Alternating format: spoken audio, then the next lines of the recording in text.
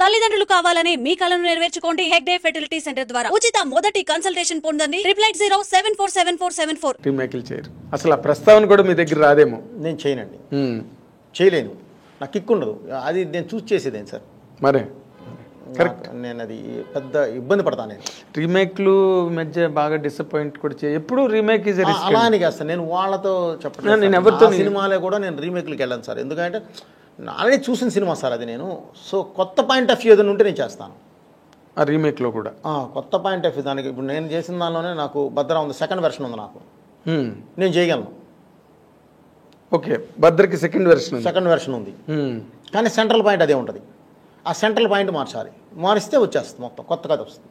Okay, సింహ కూడా అలాగే ఉంది, తులసికి లేదని సింహాకు ఉంది అలాగే.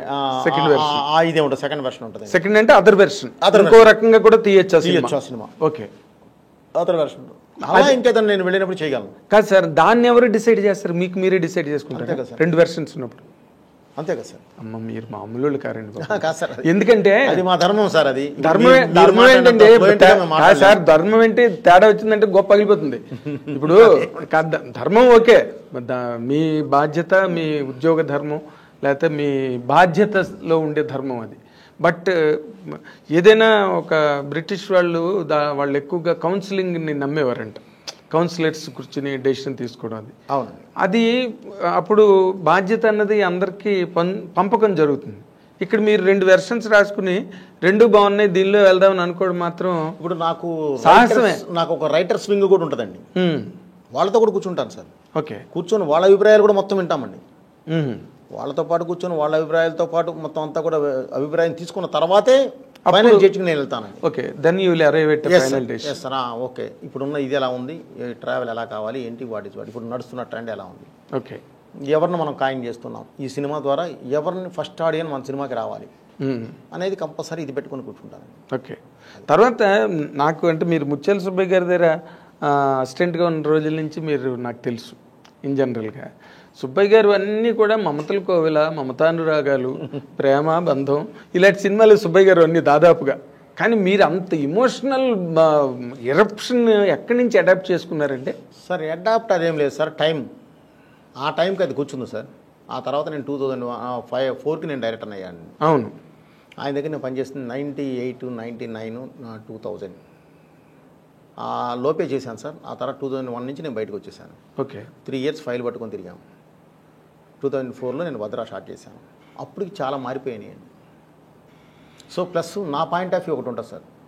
నేను అప్పటి వరకు ఉన్న రవితేజ గారు ఒకలా ఉన్నారు. ఓకే, నేను ఇతనితో చేస్తే ఏం చేయాలి, బాలయ్యతో చేస్తే ఏం చేయాలి, చిరంజీవి గారితో చేస్తే ఏం చేయాలి, ఎవరైతే ఉన్నారో వీళ్ళతో చేస్తే ఏం చేయాలి అనేది నాకు ఒక ఇది ఉంటుందండి.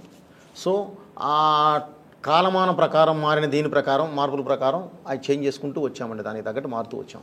ఓకే, ఆయన హ్యాంగ్ ఓవర్ ఏమీ లేదు మీ మీద. అది 3 ఏళ్ళు మీరు పనిచేసినా మీదంతా వేరే స్కూలు, అది ఎవరి స్కూలు కాదు. అది రాఘవేంద్ర గారి సినిమాలాగా ఉండదు, కోడి రామకృష్ణ గారి సినిమాలాగా ఉండదు. అసలు మీది బోయపాటి సీన్ సినిమా సెపరేట్. ఇది మనం చేసామండి 100%. ఆ హెవీనెస్, ఆ ఎలివేషన్స్ అంటే ఆడియన్కి you will show a different world అండి. కొత్త ప్రపంచంలోకి వెళ్ళి వస్తాడు ఒకసారి ఆడియన్స్. అది సరైనోళ్ళని నేను ఫీల్ అయ్యాను. నేను మీకు సినిమా చూడగానే కూడా మీకు ఫోన్ చేసి చెప్పాను సరైనోడు. అప్పటి నుంచి నాకు ఐ ఫాలో యువర్ ఫిల్మ్స్, ఎందుకంటే వేరేగా ఉంటాయి, వేరే ధోరణి సినిమాలు అవన్నీ కూడా. ఇప్పుడు మీరు నార్మల్గా ఒక రవితేజ, ఒక రామ్ చరణ్ గారు, ఒక అల్లు అర్జును, బాలయ్య బాబు, ఇప్పుడు రాము, ఇదే వెళ్తున్నా. చిరంజీవి గారితో సినిమా చేసే సిచ్యువేషన్ ఎప్పుడు మీకు రాలేదండి? వస్తుందండి, కథ ఉండాలి సార్. కథ గతంలో కూడా ఎప్పుడు గతంలో కుదరలేదండి, రాలేదు. ఇప్పుడు వచ్చిందంటే కూడా నేను కథ మీద కూర్చోవాలి సార్. ఎందుకంటే ఆఫ్టర్ అఖండ అన్నీ మారిపోయినాయండి పెర్మిటేషన్. ఎందుకంటే ఆ సెక్టర్ హీరో బాలయ్య గారు కానీ, చిరంజీవి గారు, వెంకటేష్, నాగార్జున, ఇదంటే అదొక సెక్టర్ అండి. దానిలో చేసేటప్పుడు మెయిన్ పారామీటర్ ఏది చూస్తారా అంటే అఖండ చూస్తారు. ఇప్పుడు అఖండ లాగా నేను ఏదైనా కొత్తది ఎత్తుకొని చేయాలి చిరంజీవి గారి మీద. సో ఇప్పుడు ఏదైనా వస్తే దాని గురించి కూర్చోవాలే తప్ప ఇప్పుడు మన దగ్గర లేదండి కదా. కథ లేదు మీది. అలా లేదు ఇప్పుడు. అదే మళ్ళీ చిరంజీవి గారితో చేసే ప్రపోజల్ ఏదైనా వస్తే అప్పుడు మీరు మళ్ళీ కొత్తగా ఆలోచించాలండి. అప్పుడు దాని మీద పెన్ను పుస్తకాలు పట్టు కూర్చుంటారు. వచ్చినా కూడా ముందే ఆలోచించుకోవాలండి, వచ్చిన తర్వాత అనేది కాదు. అదే ఒక కథ రాసి పెట్టుకుంటే ఎక్కడికి పోదండి. రాయలేదా మీరు? అలా కాదండి, ఇప్పుడు అఖండ తర్వాత వేరే విధంగా వెళ్ళాలండి. అఖండాకి ముందు ఉన్నాయండి చిరంజీవి గారి కథలు ఉన్నాయి, కానీ అఖండ తర్వాత పూర్తిగా మారిపోయిందండి. ఒక క్యారెక్టరైజేషన్, ఒక ఇది కానీ తీసుకొచ్చే విధానం కానీ మొత్తం అంతా వేరేగా వెళ్ళిపోయింది. సో ఇప్పుడు అంతది కావాలి, అతనితో చేయాలంటే, చిరంజీవి గారితో చేయాలంటే అంత కథ కావాలి. ఓకే, అంటే అది వేరే వేరియేషన్లో ఉండాలి, ఉంటేనే కరెక్ట్గా కూర్చుంటుంది. వేరే డైమెన్షన్ ఉండాలి. లేదంటే ఎలా పడతా అంటే దాంతో పోలిక వస్తుంది. సో అందుకని తొందరపడకూడదు. Okay okay. తర్వాత ఈ సినిమాలో హీరో నేను సీఎం అవుతానా అంటుంటాడు కదా, ఆ డైలాగులన్నీ ఏంటి? దాని తాలూకా సిరీస్ ఆఫ్ డైలాగ్స్ అన్నీ చిన్న, అంటే మనం పట్టుకోలేము, పట్టుకుంటే దానిలో చిన్న పొలిటికల్ టచ్ ఉంది. జనరల్ ఆడియన్స్ అయితే మాత్రం దే కెనాట్. అనేది రచ్చరవి గారి డైలాగులను ప్లస్ ఇది చెప్తున్నారు అంతే కదండి, ప్యాటర్న్ అదే ఆ స్కూల్. ఈరోజు మీరు చిన్న పిల్లవాడిని అడిగినా సరే పాలిటిక్స్ ఎలా జరుగుతున్నాయి ఏంటి అనేది వాళ్ళకి అవగాహన ఉంది. ఈరోజు జరుగుతున్న వాటి మీద ఉన్న ఒక విశ్లేషణే అది చెప్పడం జరిగింది.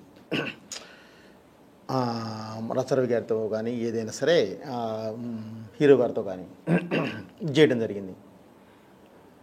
ఇది ప్రత్యేకంగా ఇదనేదేం కాదు సార్, అది పొలిటికల్ సైన్స్ అన్నాం కాబట్టి దాని నుంచి అతను అడిగే ప్రొఫెసర్ అనే వ్యక్తి అడిగే క్వశ్చన్స్కి వాళ్ళు చేసే ఆన్సర్స్ని కరెక్ట్గా ఈరోజు లోకనీతి ఎలా ఉందో దాన్ని చెప్పామే తప్ప వేరే ఉద్దేశం కాదు. అవును, అదే నేను ప్యాథాలజిస్ట్ అవుతానని చెప్పి అతను ప్యాథాలజిస్ట్ అంటారా అని వాళ్ళగాడు అంటాడు చూడండి, లెక్చరర్ ఫ్యాకల్టీ అన్న తర్వాత వాళ్ళు లేచి అసలు ఈ ప్రపంచం ఎలా ఉంది, ఎలా బాగుపడాలి, ఎలా చెడిపోతారు అని చెప్తుంటే అన్ని ఇటే మీరు దేన్ని ఉద్దేశించి రాసినట్టుగా ఏం లేదు, సటైరికల్గా ఉన్నా కూడా సార్ ఇప్పుడు సొసైటీ అదే చెప్తున్నాను సార్, చిన్న పిల్లలకు కూడా తెలుసండి ఏం జరుగుతుందో సొసైటీ. అవునండి, చిన్న పిల్లలకు కూడా తెలుసండి ఈరోజు ఏం జరుగుతుంది ఏంటి, వాటి ఎలా వెళ్తుంది ఎట్టి వెళ్ళిపోతుంది అనేది. అవును, సో అది మామూలుగా మనం చెప్పడం జరిగిందండి. Thank you once again. మీరు ఇంత బిజీ షెడ్యూల్లో ఉండి కూడా మేము ఐ డ్రీమ్ రిక్వెస్ట్ చేయగానే మీరు వచ్చినందుకు చాలా చాలా థ్యాంక్స్ అండి. And we have been very నేను పర్సనల్గా, ఎందుకంటే ఎన్నో సినిమాలు చూస్తుంటాం కదా, రిలీజ్లు అవుతుంటే వెళ్తుంటాం, బట్ మనసు మీద అంత గట్టి ప్రభావాన్ని చూపించే సినిమాలు అక్కడక్కడ అప్పుడప్పుడు వస్తుంటాయండి. అలాంటి వాటిలో స్కంద కూడా ఒకటి. 100% దాంట్లో డౌటే లేదండి. ఐఎమ్ టెల్లింగ్ యూ, రాము కెరీర్లో తను వెనక్కి తిరిగి చూసుకుంటే ఇది ఏ రోజుకైనా తను ఎన్ని సినిమాలు చేసినప్పటికీ కూడా ఇది ఒక ప్రెస్టీజియస్ ఫిల్మ్గా చెప్పుకోవడానికి రామ్ ఆల్బంలో ఇది ఒక మైల్ స్టోన్ ఫిల్మ్ కింద ఉంటుందండి. అండ్ మీ దగ్గర నుంచి ఇలాంటి సినిమాలు మేము ఇంకా అధిక సంఖ్యలో ఆశిస్తున్నాం. మీ సినిమాల ద్వారా ఎంతమందో మళ్ళీ అంటే రివైవ్ అయిన ఆర్టిస్టులు లైక్ జగతి బాబు గారు, శ్రీకాంత్, ఇప్పుడు ఇలాగ ఎంతోమంది ఆర్టిస్టులు. అండ్ వెరీ ఫైన్ థింగ్ మీతో ఏంటంటే టక్మన్ బాంబే ఫ్లైట్ ఎక్కి వెళ్ళిపోకుండా ఇక్కడే లోకల్గా కారేసుకు తిరుగుతుంటారు, ఏ జంక్షన్లో ఎవరున్నారో వెతుకుదామని. That is one of the finest points అండి. నిజంగా మిమ్మల్ని చూసి నేర్చుకోవాలి సినిమా పరిశ్రమ ఆ యాంగిల్లో మాత్రం. సో మీరు ఇలాంటి మంచి సినిమాలు తీసి సినిమా పరిశ్రమని ఇంకా సుసంపన్నం చేయాలని మేము ఐ డ్రీమ్ తరఫున, మా ఐ డ్రీమ్ ప్రేక్షకుల తరఫున మిమ్మల్ని కోరుతున్నాం, అభ్యర్థిస్తున్నాం, ఆశిస్తున్నాం, ఆకాంక్షిస్తున్నాం.